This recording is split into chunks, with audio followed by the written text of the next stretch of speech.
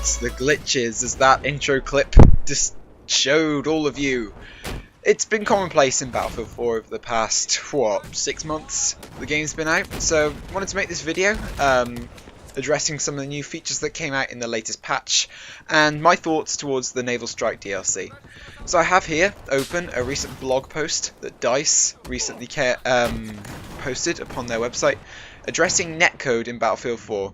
It reads, "We at DICE are committed to improving the overall Battlefield 4 multiplayer experience for our players. Some issues, commonly referred in conjunction to netcode, are preventing Battlefield 4 from performing optimally for everyone, and with this post we would like to explain what we are doing to fix these problems." Now firstly, to the Naval Strike DLC, the first thing that's coming in this patch is this cool new background on consoles. Not quite sure why they've done this, but it's definitely cool nonetheless. You also saw there my awesome unicorn dog tag, which I got in a battle pack. I'm certainly looking forward to using that up in the future.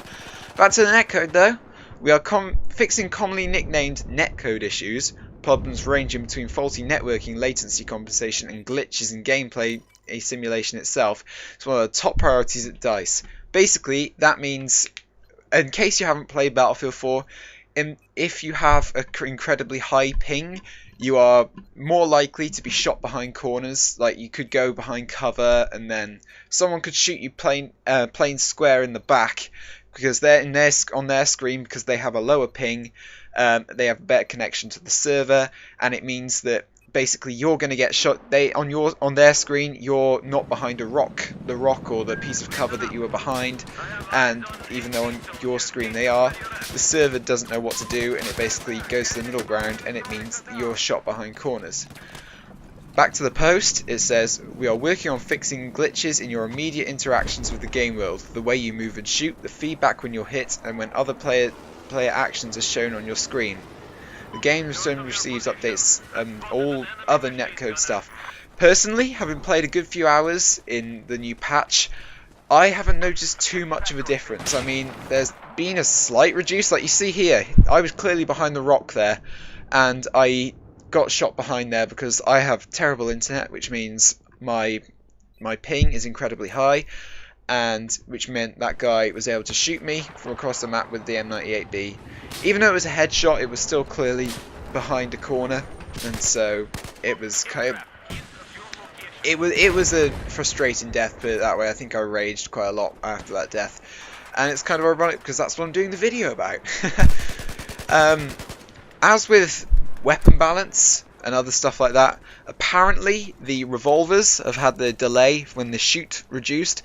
Basically, if you haven't played Battlefield 4 yet again, essentially when you fire a revolver, there was a delay between you actually pulling the trigger on your controller or on your pressing the button on your mouse, and the bullet actually firing from the gun. Now, this was extremely annoying because the delay was a good half second or so, because it was supposed to simulate you pulling back the sort of like hammer on the revolver in order to like prime it ready for fire. But in Battlefield 3 it wasn't like that at all. You just fired and it was perfect. But now the delay has supposedly been reduced. Personally, I think it's far too long. I mean, I was playing with the 44 Magnum a little bit on this.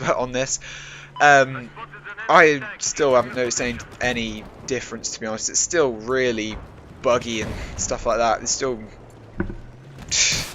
I don't know why they put it in, to be honest. It's just so stupid. This is a game.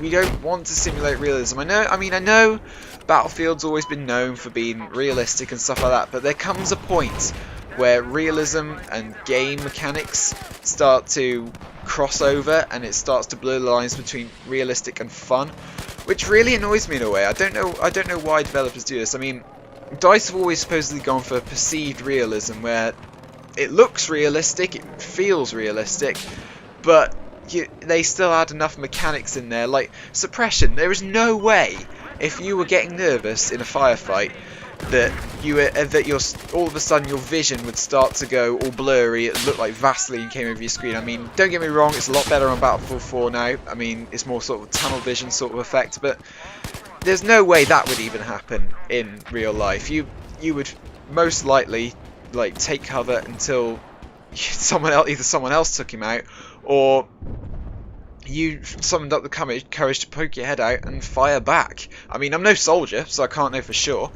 but that's what I just assume you would do. Apologies, by the way, if the gameplay isn't that good in the background. I was playing on with a controller with low battery. You saw earlier my controller disconnected, and that's why my shot's a little bit off. Also, I'm using the Ace 52 with a heavy barrel. Don't know why I was using it with a heavy barrel, to be honest, because it's not particularly good with that. Now, you see me there using the V40 minis. They have been nerfed. So they have a smaller damage radius. Now, I think this has definitely been a good addition because, well, they were just damn. Them and the RGO impact grenades were just stupid overpowered before the patch. But you saw in that clip there, I could have easily killed those guys with, or at least one of them, with one mini grenade in the last patch. But now I only got a hit marker. You see me here with the gunner incendiary. I genuinely had no idea how to work it until like a couple of days ago. I feel so stupid now. Bringing me on to that subject though, tanks have supposedly been buffed so that they now feel a little bit more like tanks when you're driving around. They did feel a little bit feathery in the last build of the game. I'm glad they've done this fix. They now feel a lot more like tanks. They feel a lot more like they can grip onto different types of terrain. The last time before the patch, you were kind of driving over rocks and stuff, and you felt like your tank was basically just bouncing everywhere, which I think kind of contradicted the whole of Battlefield 4. The whole thing with Battlefield 4 all feels really sluggish. Like, if you ever played Battlefield 3, you know that your character felt nimble, the guns felt nice and light, they felt skillful to use. Whereas in Battlefield 4, your character feels like it's got a lot more weight, and he feels like he's in a fat man suit. To use the words of a famous YouTuber, he feels like you feel like you are wearing a fat man suit, and it's perfectly right. I really don't know how to use this gunner incendiary. Please, guys, let me know if you know how to use it, because I'm terrible with it. Back to my point, though, you definitely do feel a lot heavier than you did in Battlefield 3.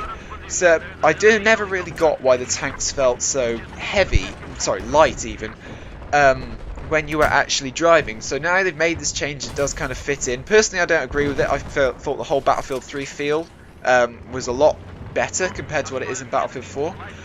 But I guess it makes tanking a whole lot easier, because it means you can actually drive over stuff now without getting stuck or flipped. But yeah, onto boats and stuff. They've added an ability to push boats back into the water. Thank God. I'm so glad they've added this change, because I remember when I beached attack boats, there's no way of getting it, which is a shame, because I mean, attack boats are really, really effective weapons when you learn how to use them properly. And if you get them beached, that can just be because of waves and stuff. It could be deliberate, because I'm a newbie boat pilot and I don't know what I'm doing. I'm more suited to tanks and LAVs, and all of a sudden I can just beach myself out of nowhere. But I'm glad they've put it in. The way you do it is by supposedly meleeing the front of the boat or wherever you've beached it, and it'll slowly push it back into the water. So this is a solid addition. I cannot wait for Titan mode. I've always wanted to play it. I never played Battlefield 2142, but I'm so glad that's coming back in Naval Strike DLC. It comes out March 18th. I'm certainly going to be picking it up, obviously, because I've got premium. So I'm really excited for it. I want to see what it's like, because I mean, water combat wasn't really a big thing in Battlefield 3, and to be honest, I really want to know what it's like. I mean, I've done sort of like attack craft stuff before, fast attack craft, RCB, attack boats, stuff like that. Boom, tank goes up. But I'm so glad that I managed to do it. But that's going to pretty much round the video off here, guys. If you did enjoy, please do remember to leave a like, because it really does help us out. Also, we are streaming on Twitch, probably not at the moment after I upload this video, but we will be streaming on Twitch in the future. I will let you know on our Facebook page. We're currently building Gondor in Minecraft, and we've just got the first bit done, and thanks to everyone that turned up on the stream. But yeah, this is about it here, guys. If you did enjoy, remember to leave a like, to subscribe as well, and I guess I will see you guys in the next video. This is Brad signing off. Peace, guys!